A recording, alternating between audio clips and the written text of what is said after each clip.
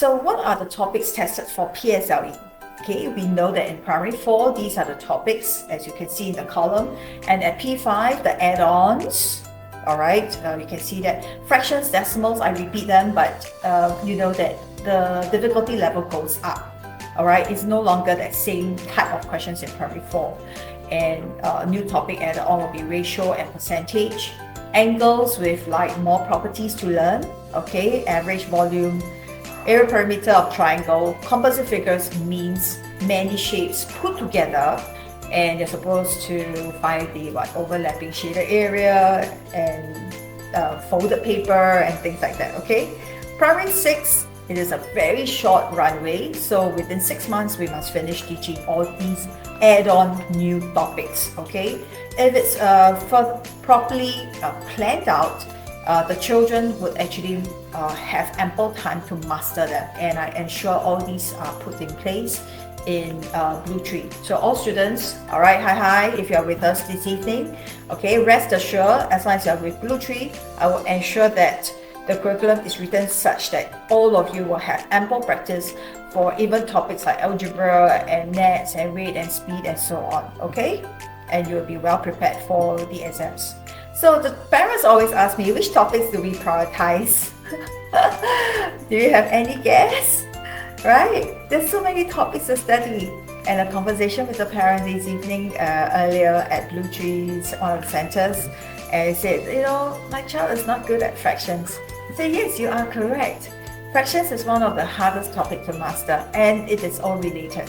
Fractions related to decimals, and then related to percentage, right, and ratio. So we call them in short, I call it FRP. Why FRP, right? Because first you learn fraction, then the add-on will be like decimals, then ratio, then the last one you learn is percentage. So it's in chronological order, FRP.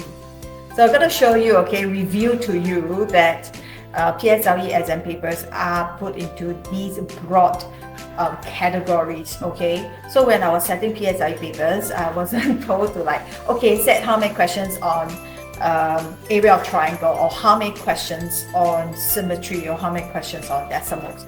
We are just given these broad categories, and they are further all the other topics that you want to know are being put into them, are classified under them. So take note of those that I've highlighted in yellow. Numbers refers to whole numbers, fractions, decimals. Measurement is everything that you can measure, like length and mass and time and area perimeter and all.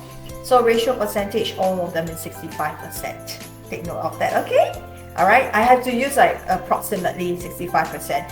Some years are high, some years are low, but it hovers around there. You can take a look at this 3 years analysis, 4 years analysis, okay? But if you go to Popular Bookstore now and pick up a PSLE booklet, you will only get the latest 3 years, okay? 2023, 2022, and 2021. Primary 5 parents, are you here with me? Hello, P4, P5 parents? Okay, go to the Popular Bookstore this week and pick up one book. Because every book that you have, you only have the recent 3 years. So next year you pick up a book again, you will get only 2024, 23, 22. You will not have questions from 21 anymore. So if you're in P4 and P3, go and pick up the book. Say you collect a book every year, and then don't worry about the repeated years. You can use it as extra practices. Okay? As you can see, I mentioned that the 3 topics mentioned over there, they all sum up to about 60%, 58%, 59%. There's a little bit of variation here in 2020 at the back, at the later years. In the earlier years, right? It's because of the COVID years. So some topics were removed for the exams. So then it hovers around 60%. You can't run away with it. Next one to take note of is the geometry, where most of the students actually kind of neglected this part. They thought like, oh, it's a very small topic. It is how should I put it? It can't be really that simple. Some of you are very good at visual, so you love this topic so much like I do. It hovers between 17 to 29%. Okay, so do well and you can clinch that 20% on the paper already.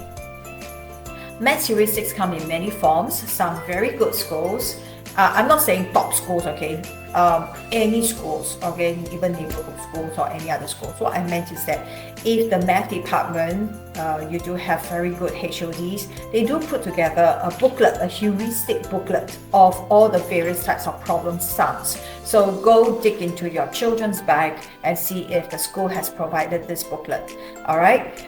No matter what school is it is a good booklet. Please revise them.